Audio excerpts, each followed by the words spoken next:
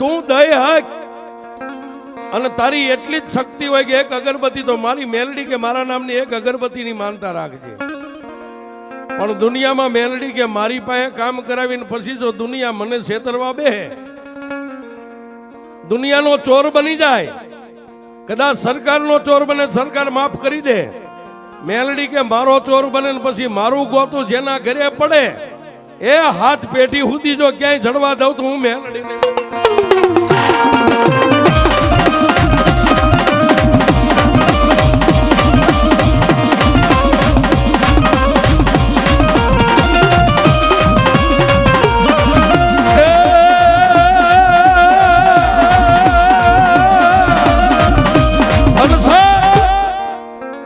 એક કાયમ માણા એમ કે આ મેલડીના વખાણ કરે, મેલડી આને શું આપતી છે?